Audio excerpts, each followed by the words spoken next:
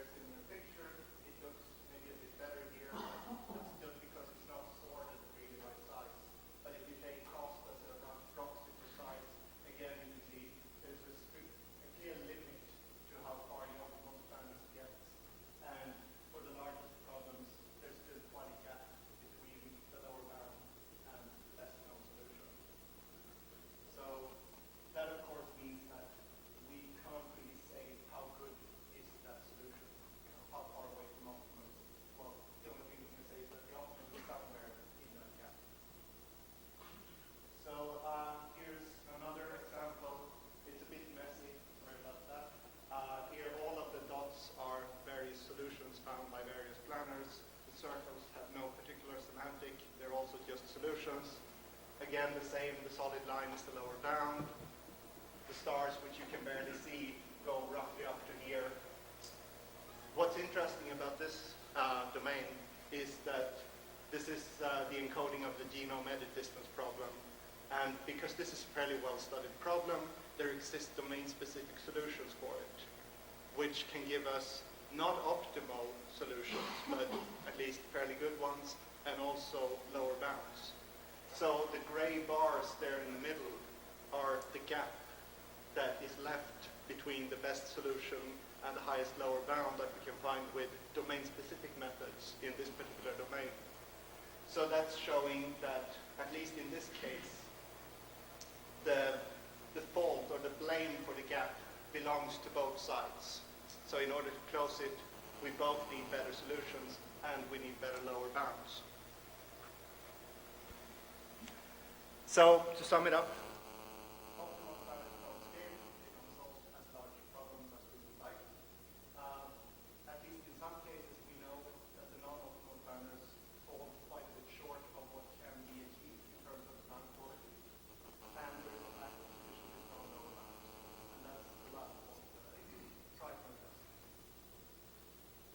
So, there's no shortage of lower bound functions. In fact, we like to call them principal heuristics. But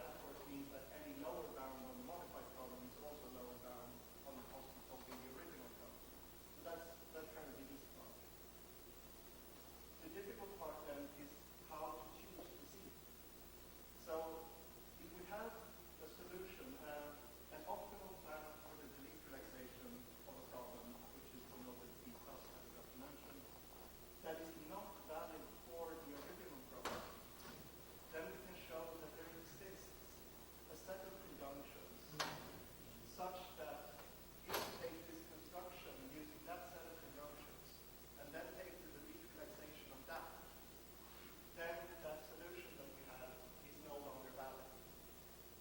And it not only exists, but we can actually find it.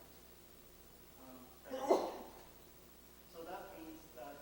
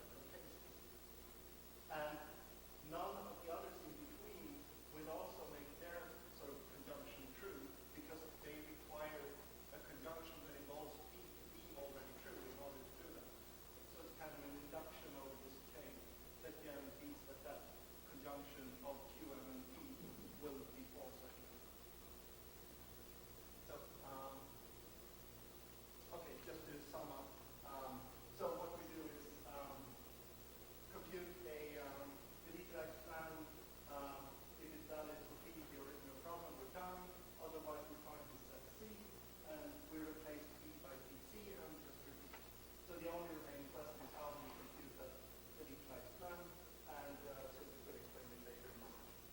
But of course we should do it in any way. So results. Elevators the name, the one we had at the beginning. Now, again, the picture is the same. The only difference is this dotted line. That is the line that was the solid line before. So the solid line is the lower bound that we get with this new method of computing. So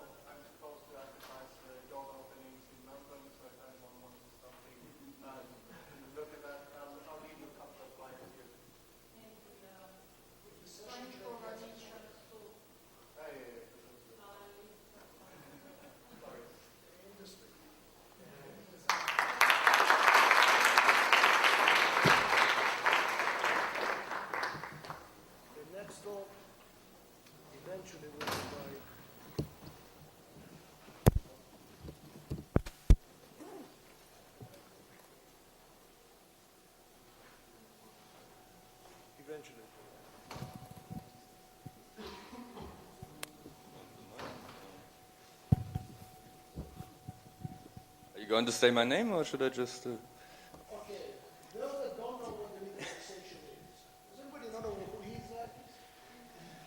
So your government will be... I know who I am. I think so. organizing the simulation. Okay, thank you for the kind introduction, Kammer.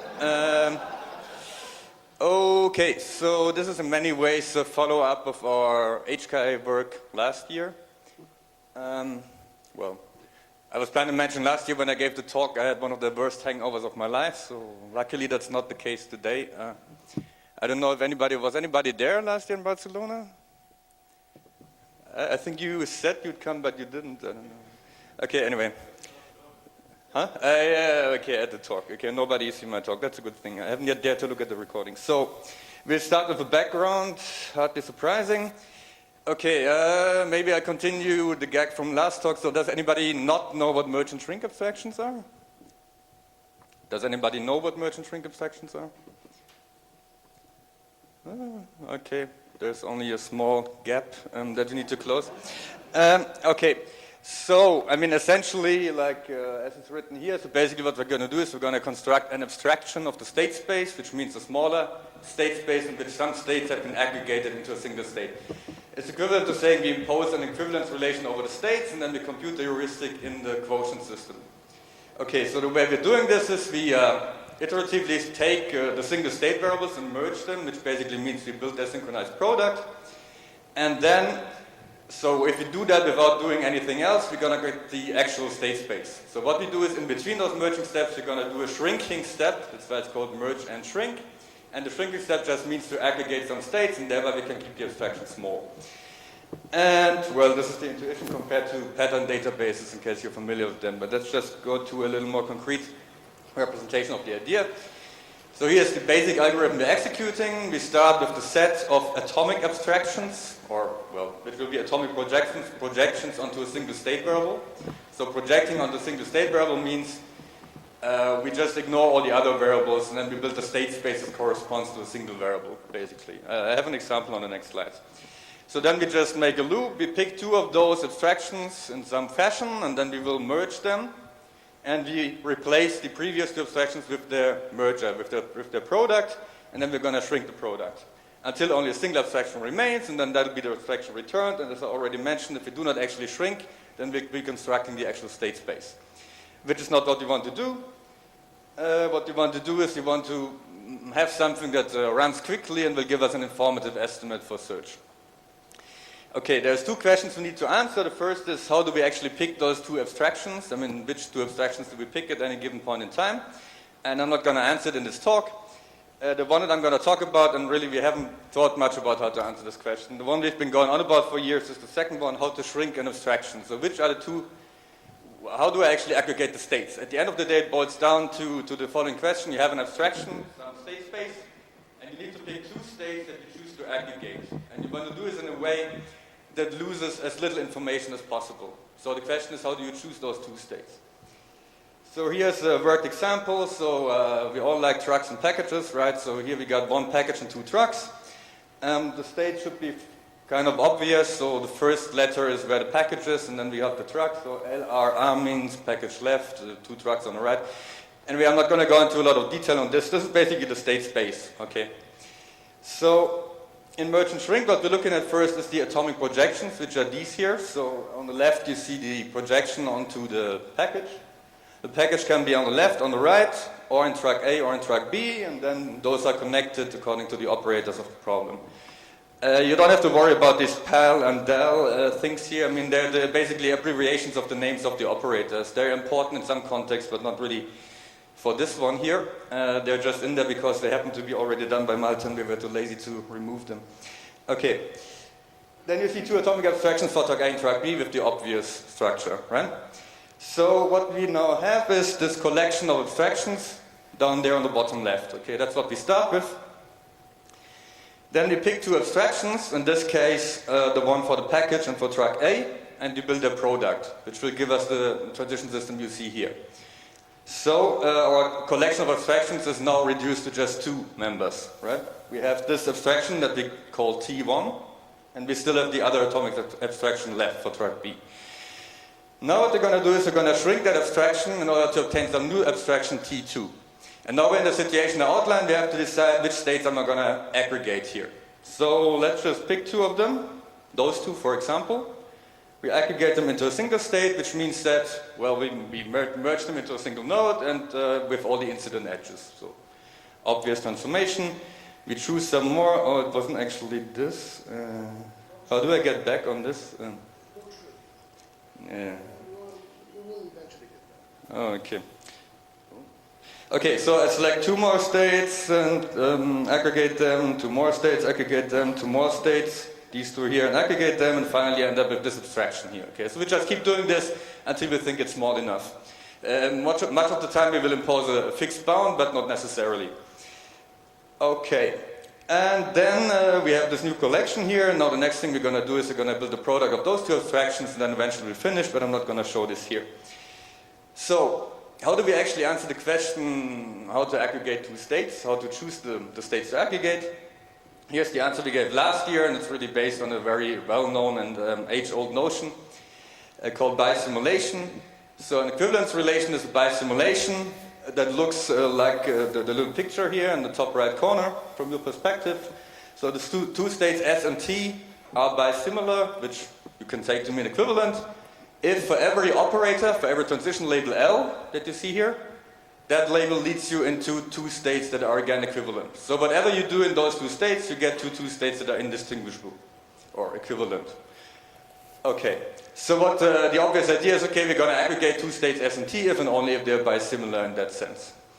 So if we do that, then we obtain a perfect abstraction, which means a perfect heuristic. So if during merge and shrink, the only shrinking steps we ever do are these, then we will get a perfect heuristic. We will compute the actual cost of the planning task. It's pretty easy to see that on any single transition system, if you do a bisimulation reduction, you're not going to change the cost function. That's simply because, well, you're not doing anything wrong, right? Any states you aggregate are actually equivalent. The question that you then have to answer, and that is a crucial observation for this talk, is, well, we're not picking a transition system and shrinking it. We're actually doing a whole merge and shrink process, and we're shrinking during that process. So what you have to show is that this property is invariant throughout the merge and shrinking process.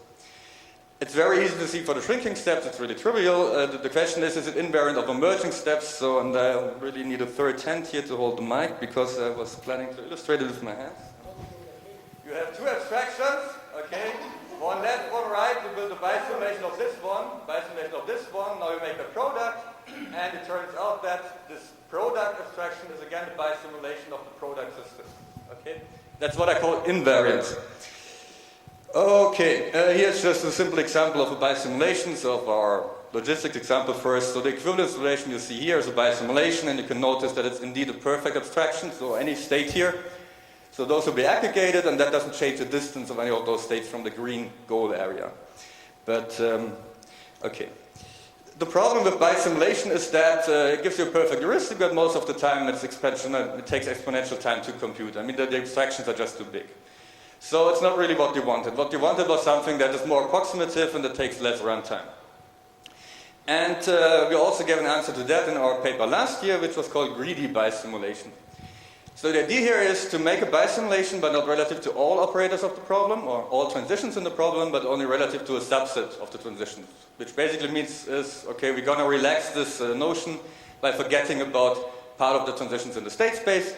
The ones we forget about, according to our old definition here, so I'm going to get to a new one shortly, is that we ignore the transitions that increase the goal distance, so that increase the cost function. So we're going to look at only at those transitions go in transition in which it does not increase the cost function.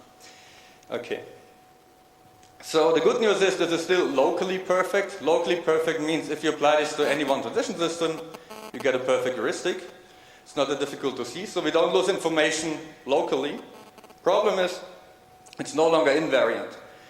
So if you do this during merge and shrink, we do not get a perfect heuristic. Why is it no longer invariant? Well, again, I would like to use my hands, so whatever. Okay. So the truck is on the left-hand side, package is here. Okay. The truck is at its own goal already on the right. It doesn't want to move to the left. Right? So that's why we ignore that transition. So when we do the bisimulation, we ignore the fact that the truck might want to go to the left, because it doesn't want to go there. However, here's a package, and when I multiply them, all of a sudden going to the left actually makes sense because you need to do it to catch the package. Okay? And that's why in the product system we no longer have a 3D bisimulation because that one operation, which is actually a good one, has been ignored. I hope that gives you a little bit of the idea. So anyway, it's no longer invariant. It's still worst case exponential, although in practice that it's not as much of a problem. What we really didn't like about this is that the global effect when you apply it inside merge and shrink is completely unpredictable. You just have absolutely no grip on what's going to happen in the later iterations of the merge and shrink process. And that's what we're going to remove now. So catching relevant labels is basically the technique we contribute here, and the idea is so simple, it's almost embarrassing. So basically what you do is you select a subset of the operators, of the global operators of the problem. You just say, okay, I'm going to care only about loading actions, for example. And then you just do a bisimulation relative to this operator subset. So this means you do an exact abstraction relative to a subset of transitions, namely those that are induced by a subset of the operators. Okay. And that turns out to be invariant, and that is really a completely easy result. I mean, this is trivially invariant. You might not see it in this very second, but it's very easy to verify. So what that means is that if we shrink by a k catching bisimulation, where k is a set of labels, and we always do that during merge and shrink, then in the end you'll have a k catching bisimulation of the state space. So in order to make it meaningful, all we now need to have to do is find meaningful definitions of k. Which labels do we want to catch in order to guarantee certain properties of our abstraction? And here's how we can do that. We've got two alternative definitions. One is called globally relevant labels. There's almost no need to read the definition. All it says is an operator is globally relevant if and only if it appears in at least one optimal solution to the planning task for any state in the planning task.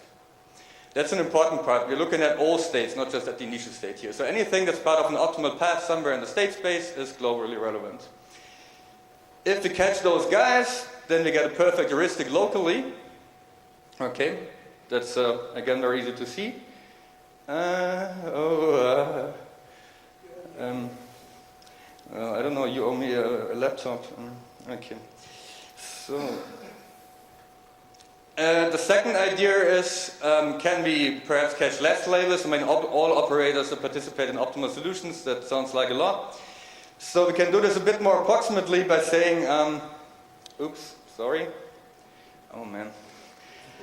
Okay, we've defined an alternative notion where we restrict this to a certain radius around the goal, R. So it's basically the same thing, except now we're looking at the operators that are optimal within a circle around the goal. Okay, in the middle there's the goal. Outside it, we've got this radius R. We're catching all the optimal operators inside that circle. Okay. Turns out if we do that, then the heuristic, so we keep doing this during merge and shrink. So whenever we shrink, we do a bisimulation relative to that label subset. Okay, and if we do so, it turns out the final heuristic will be perfect within the radius around the goal. So it'll be the exact goal distance, provided that goal distance is less or equal to R. Okay, and outside the circle, we're not going to get into the circle. So what happens is that the cost values will be condensed basically towards the rim of the circle, but they won't go inside. So we can still distinguish states that are inside from those that are outside, basically.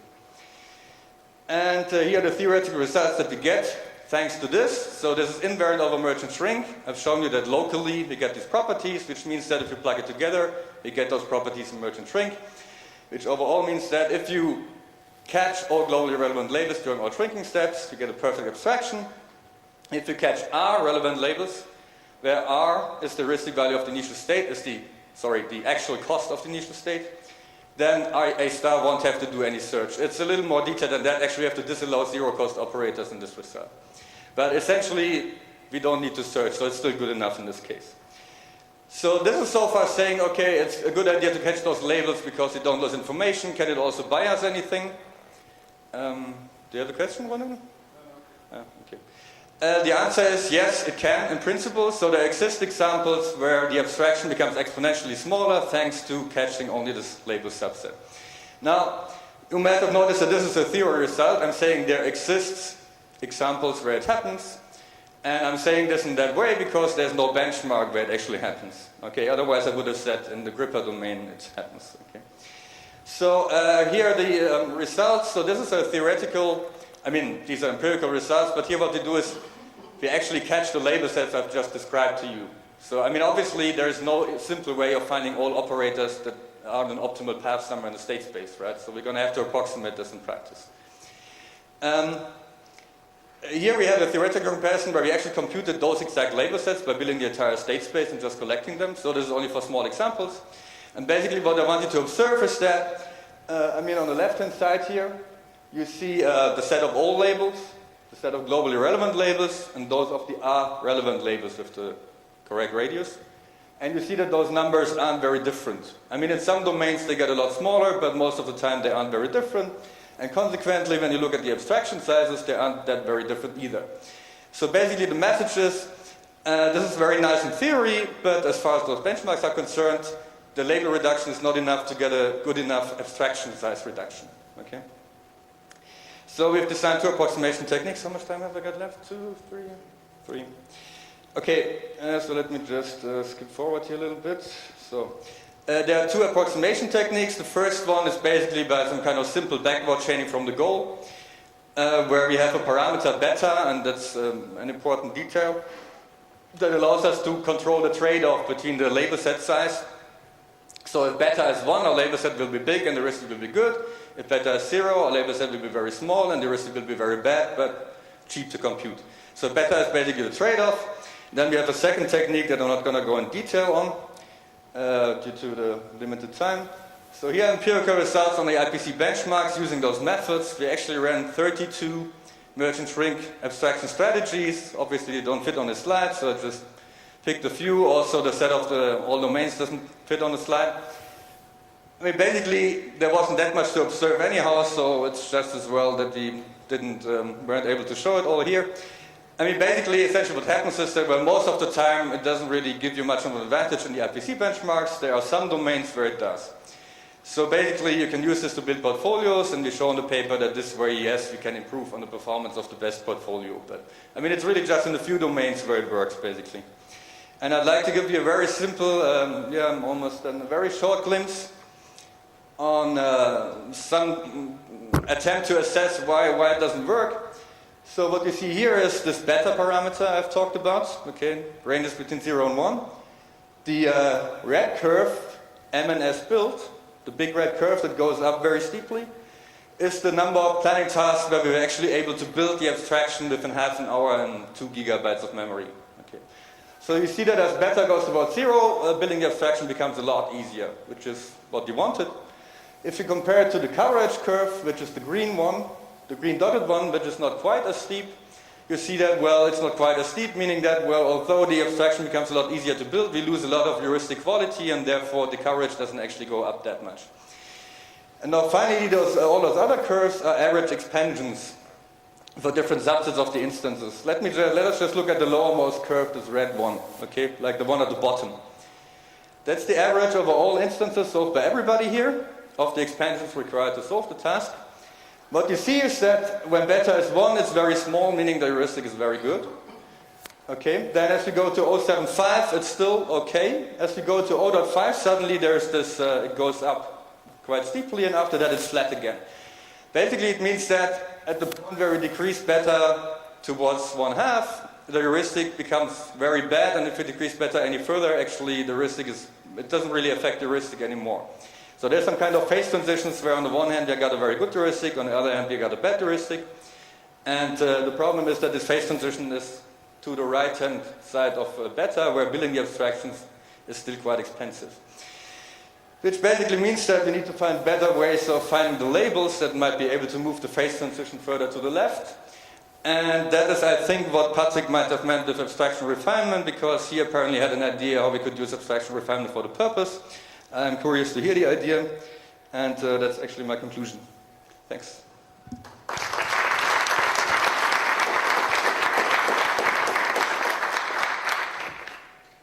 So, if you use your R-relevant sets for a certain distance around the goal, if you get to a state that is close enough to the goal, will it be the optimal person at that point? Or if you're going through your search, it will be optimal that you get deep enough or close enough to the goal? Sorry, I haven't... So, you have a theorem that says the R-relevant stuff. If you pass through that wide enough, you'll capture the entire problem.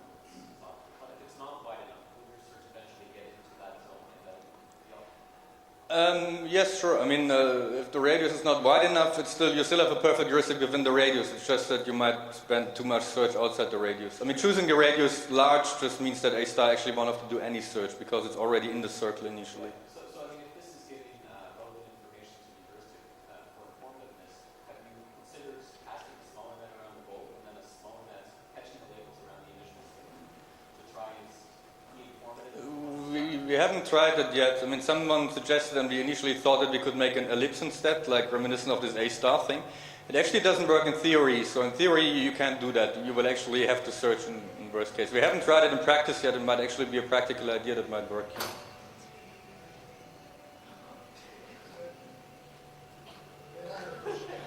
Okay.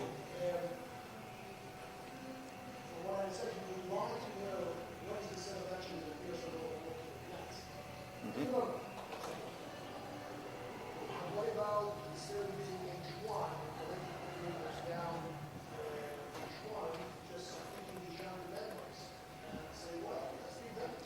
Sure, I mean, you can plug in any approximation of relevance that's around in the literature, and there's quite a few of those. So we've tried those too. I can't say what's going to happen with anybody else. I'm not too optimistic in this case, I have to say.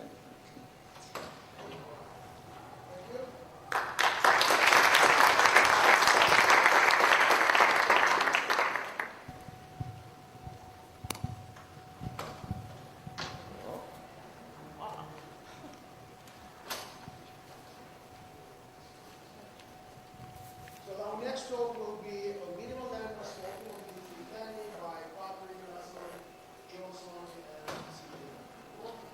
Works. All right. So the main contribution of this this work is a simple but efficient algorithm for optimally solving delete-free problems. That's known to be NP equivalent and hard to approximate, so it's not entirely trivial. And also, it's quite a popular topic because we can see that there's actually 3 papers just in this conference talking about this. So what was our motivation for this work? Well, we essentially had 3. The first one was to compute H+, if anything, just because with this we can more accurately assess the accuracy of most planning heuristics, which are actually trying to approximate it. But we had another motivation, which was to compute H++. So that's the incremental lower bound that Patrick talked about just earlier. And in order to compute it, we need to solve a sequence of increasingly hard delete-free problems. And so we wanted something that was going to do this fast.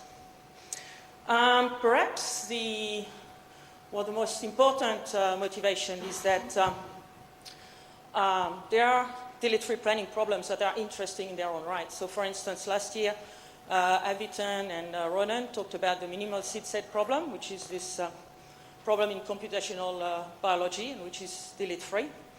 And they showed that an approach that was exploiting the delete-freeness of the problem was doing well, whilst standard optimization technology or off-the-shelf classical planners weren't able to solve any of the instances. So I think there's a hope that optimal delete-free planning could become a standard optimization technology for certain classes of NP problems. All right, so that's kind of the talk. I'm just first going to give you the basic idea on the algorithm. Then I'm just going to talk about a few implementation details that make the whole thing scale up, and then I'll show you some results. All right, so some background first. Central to the algorithm is the concept of disjunctive action landmark. So this is a set of action, at least one of which must be included in any valid plan for the problem. It's well known. Also well known is the concept of a heating set for the set of landmarks. So that's a set of action which has a non-empty intersection with each of the landmarks. So for instance, if we had this set of landmarks here, we can see that A1, A4 is a heating set. It hits the first set via A1, second set via A1, and the third set via A4. A1, A2, A3, A4, A5 is also a heating set for the problem, but it's not a very good one. It's pretty huge. So in fact, we have a notion of a cost of the hinting set, which is the sum of the cost of its actions. And we want to find minimum cost hinting sets. So in that case, there's two of them, A1, A4, and A1, A5. Okay, so the algorithm is based on, well, pretty obvious, I guess, observation, but that's been stated, for instance, in well, maybe it's not that obvious, in a paper by Malte and Bly in ICAPS 2010, which is that if you had a complete collection of landmarks for the problem, then you could compute a minimum cost hinting set for them, and that would readily give you a plan. The only thing you have to do is order the actions. So you get this hinting set of actions. The only thing you have to do to get a plan is order the actions, but you can just apply them one at a time as soon as they become applicable. So the problem is that, of course, we don't have all the landmarks in advance. I mean, there's much too many to generate them all. Remember, I'm talking about disjunctive action landmarks again. So it's, you know, in these circumstances, it's also well known that one way to go about it is to incrementally compute both the hinting set and the set of landmarks. So what we do, we start with an empty set of landmarks L, empty hinting set A, and then whilst the current hinting set does not enable us to reach the goal, so it doesn't have enough actions for us to actually reach the goal, then we know that it doesn't hit some of the landmarks. So what we do, we extend the set of landmarks with a new landmarks that was not hit by the hinting set. We update the hinting set with an extended state of landmark. And then when the goal becomes reachable, we're done. We have a plan. So here, computing reachability is trivial, can be done in linear time. Ordering the set of actions is also trivial. So the only two important things are how you compute the new landmarks and how you compute the hinting set. And that's what I'm going to talk about. All right, so how do we compute the landmarks first? So when we get to that step, we know that the current hinting set doesn't reach the goal, right, in the algorithm. So what we're going to do is we're going to try to extend this hinting set by adding actions one at a time until we reach a maximal set A prime, which still doesn't hit the goal. So we try to add actions to the hinting set. If that makes us reach the goal, we discard the action, we go to the next, etc. Unless we obtain such a maximal non-plan, maximal non-hinting set, if you like, A prime. And we have that the complement of A prime is a new minimal landmark. So it's a landmark because you need to add at least one of the actions to reach the goal, and it's minimal because A prime is maximal. Minimal in the set inclusion sense, should I say. So doing this computation takes quadratic time in the side of the problem, because you need a linear number of reachability computation. And even if we can do those incrementally, it's still quadratic in the worst case. There are approaches, such as the approach of Bly and Julio Castillo from last year, which do generate landmarks basically in linear time, like following the computation of the Allen cut heuristic. But these landmarks are not minimal, and what I'm going to show you in a few slides, that actually minimal landmarks do pay off. They're worth the extra computation time.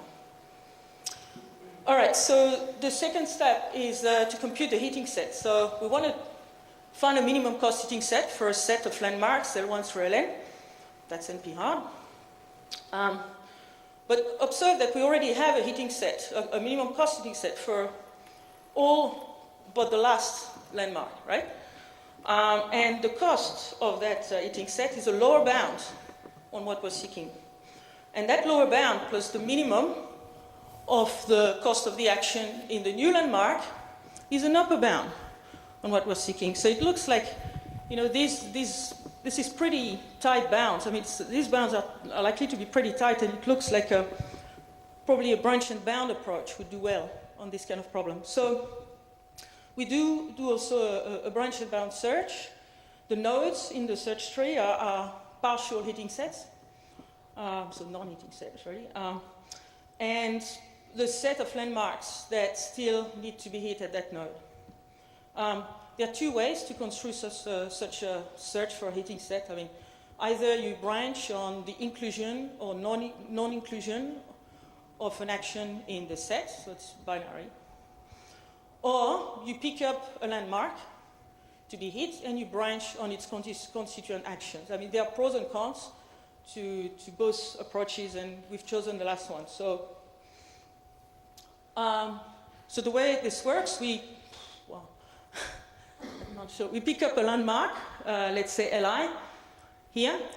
In our implementation, we choose a landmark whose cheapest action has the highest cost because we want to increase the lower bound. And then we branch on its constituent actions, like, for instance, A1, A2, etc. And in our implementation, we choose the cheapest action first because we want to find heating set fast. And then we remove from the set of landmarks at the node, we remove from the set of landmarks any landmark that this action hits. So here we're left with that set of landmarks. And the cost, basically, of the minimum cost heating set is the cost of the action plus the cost of the solution down there. Okay. Right. So we use two lower bounds in our branch and bound search. The first one is the linear programming relaxation of the integer programming formulation of the heating set. So here there is XA, which denotes membership in the heating set, and you just allow this to be a real. And we also use another lower bound, which we obtain by selecting a subset of disjoint landmarks. So we just, well, the good thing is that we can just sum the cost of their action because it's disjoint. And what we're trying to do is to find the set of landmarks that gives you the highest upper bound. Of course, doing that is, is NP hard, but there are good approximation algorithms for this.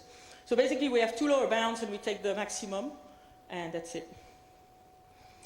All right, a few details. We're also, so implementation details, we're caching lower bounds for all of the sets of landmarks that we've encountered in the course of trying to solve the problem. So we can reuse these lower bounds not only within the current heating set calculation, but also further heating set calculations.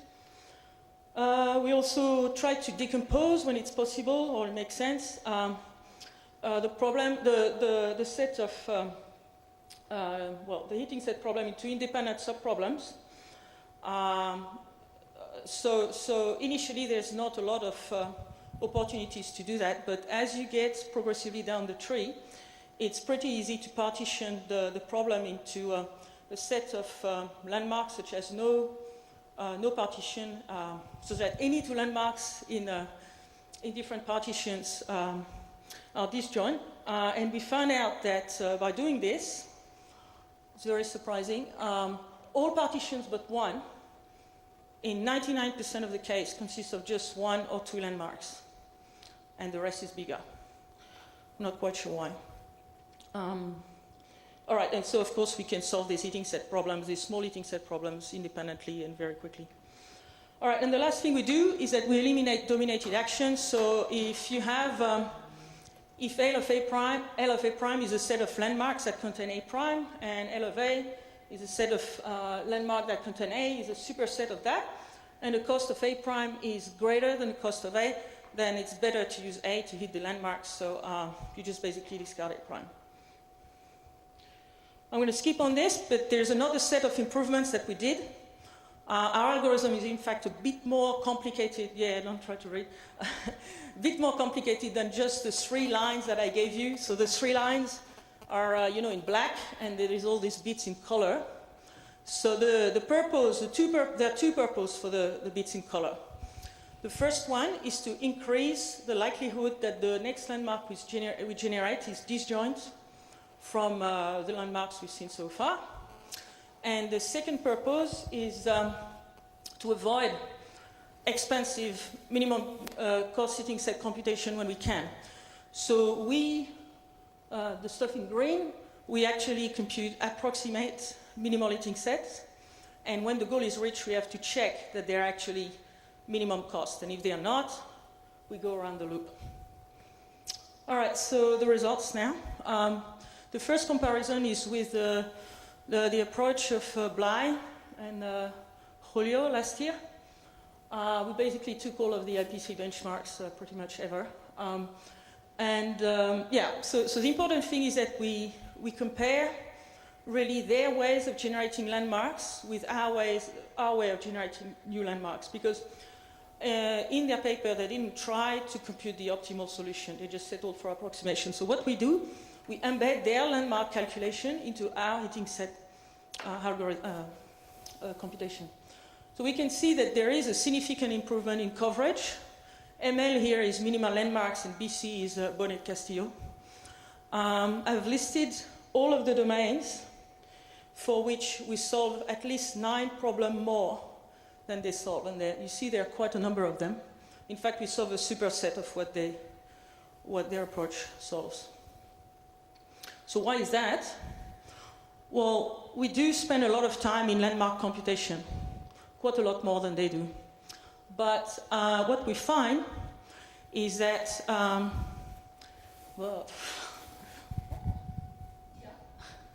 you can see that we generate much fewer landmarks. And also, so look at pathways and elevators, right? They're just typical examples of what we see in most domains. So we generate much fewer landmarks, and also the width of the heating set problems that we generate, so the size of the largest independent subproblem, is much reduced, and that translates into runtime gain. There are a few problems for which actually we do not have significantly fewer landmarks or significantly simpler heating set problems, and for those we can do worse. There's not a few though. Here I've plotted, there is a few though. So here I've plotted, we've plotted every problem and basically compared the runtime of each approaches on a log scale. And you can see it's a pretty one-sided plot. There are, however, there's problems in gray, not sure whether you see them, and they're the scheduled instances. We had 500 scheduled instances. That's Patrick insisted on this. So we have this big, big cloud of gray. And for schedule problem, we find that the heating set problems are quite easy.